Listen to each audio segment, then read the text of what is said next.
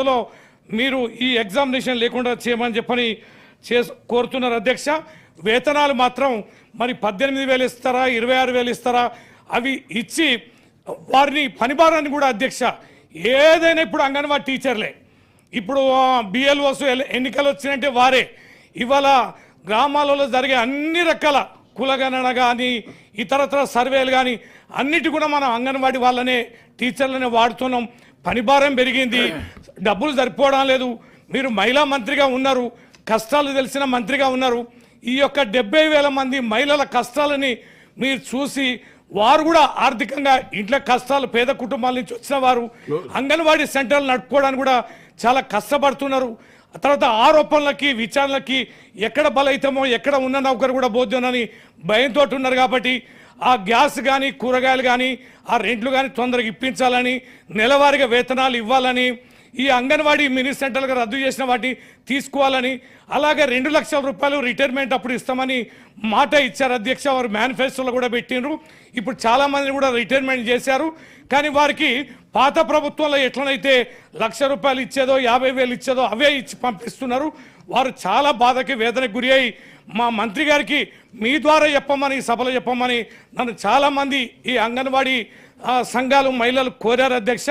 పెద్ద మనసుతోటి అర్థం చేసుకొని రాజకీయంగా పోకుండా ఇన్ని మహిళా కుటుంబాల్ని కాపాడి పెద్ద దిక్కుగా మీరు ఉండాలని చెప్పని మీ ద్వారా ప్రభుత్వాన్ని కోరుతున్నారు అధ్యక్ష. ఆనరబుల్ మినిస్టర్ గారు.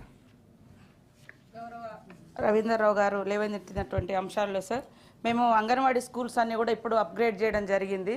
తీసేలే హెల్పర్లా కాదు, మినీ అంగన్వాడీస్ను మెయిన్ అంగన్వాడీస్గా చేయడం జరిగింది. సాలరీస్లో కొంచెం మీరు చేసారు కానీ జీవో ఇట్లా ఏం రాలే. మేము వచ్చిన తర్వాత వాళ్ళకు ఆ జీవో ఇచ్చి మీరు పెట్టిరు, అంతవరకే పెట్టిరు సార్. మేము వచ్చినాక మా మొదటి సంతకం కూడా అదే. సాలరీస్ ఇంకా ఇంక్రీజ్ చేయాల్సిన, అంటే సాలరీస్ కాడ కొద్దిగా సెంటర్ నుంచి వచ్చేటి కొద్దిగా ఇబ్బందిగా ఉంది కాబట్టి అది ఒక ప్రాబ్లంగా ఉంది.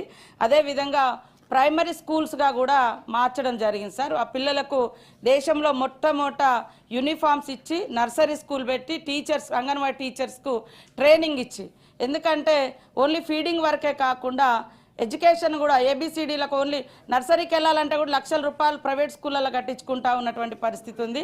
కాబట్టి దాంట్లో మేము మన రాష్ట్రంలోనే మొట్టమొదట పిల్లలకు మరి ఒక కార్పొరేట్ స్థాయిలో కూడా బెంచెస్ కానీ కొత్త బుక్స్ కానీ యూనిఫామ్ కానీ ఒక 50 రకాల ఆట వస్తువులకు సంబంధించినటువంటి ఐటమ్స్ కూడా ఇప్పటి వరకు 15,000 స్కూళ్ళలు ఇవ్వడం జరిగింది సార్. ఇంకా మిగతావి కూడా తొందరలోనే ఇవ్వడం జరుగుతుంది. మా మేనిఫెస్టోలో పెట్టిన విధంగా అంగన్వాడీలకు 18,000 సాలరీ ఒప్పుకున్నాం. అది తప్పకుండా మా చైర్మన్ గారు ఇక్కడే ఉన్నారు, మేనిఫెస్టో కమిటీ చైర్మన్ గారు ఒప్పుకున్న ప్రకారం చేయడం జరుగుతుందని తెలియజేస్తా ఉన్నాం. ఎగ్జామ్స్ అయితే గతం నుంచి జరుగుతున్నాయి. గతంలో కూడా సూపర్వైజర్ల కోసం ఎగ్జామ్స్ పెట్టింది సార్. ఇప్పుడు కొత్తగా మేమేం పెట్టలేదు. ఖచ్చితంగా మరి ఎగ్జామ్ లేకుండా పెట్టడం కూడా కొన్ని ఇబ్బందులు అవుతాయి. దాన్ని లీగల్గా కూడా ఏం సమస్యలు రాకుండా ఉంటే అది ఆలోచిస్తాం సార్. అదేవిధంగా రిటైర్డ్ బెనిఫిట్స్ కూడా మీ గవర్నమెంట్లో 1,00,000 రూపాయలు ప్రకటించారు. మేము 2 lakhs ఇస్తామని ఒప్పుకున్నాం. అది ఫైనాన్స్లో పెండింగ్లో ఉంది. అది కూడా తొందరలోనే క్లియర్ చేయడం జరుగుతుంది అధ్యక్ష. అదేవిధంగా ఇంకా వేతనాలు కూడా రెగ్యులర్గా వచ్చేందుకు దాదాపుగా రెగ్యులర్గా వస్తున్నాయి. ఈ మధ్య కాలంలో మీకు తెలుసు డబ్బులన్నీ కూడా ఎక్కువ రైతు బంధుకే పోయినాయి. దాంతో కొంత వివిధ శాఖల మీద బర్డన్ పడినటువంటి రుణమాఫీకి పోయింది. రుణమాఫీకి పోవడం జరిగింది. సార్ రైతు బంధు కొరకే సంక్రాంతికి ఇస్తున్నాం సార్. వాళ్ళు ఇంతకుముందు అంటే సబ్జెక్ట్ కాదు, కవిత గారు చెప్పినప్పుడు రామప్పది అది చెప్పింది రుణమాఫీ కోసం చెప్పింది సార్ ఆయన మా సీఎం గారు. సో ఆ డబ్బులన్నీ కూడా అటు పోవడంతో కొద్దిగా బ్రేక్ అయింది. అవన్నీ కూడా రెగ్యులర్గా ఇచ్చే విధంగా మేము కృషి చేస్తామని తెలియజేస్తూ నమస్కారం. All the papers are deemed to have been laid on the table of the House.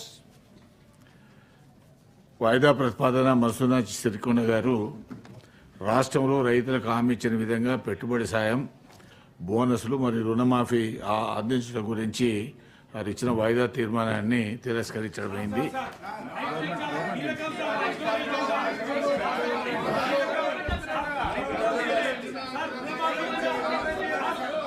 I am to announce to the House that I have received following message from Honorable Speaker, Telangana Legislative Assembly, in accordance with the rule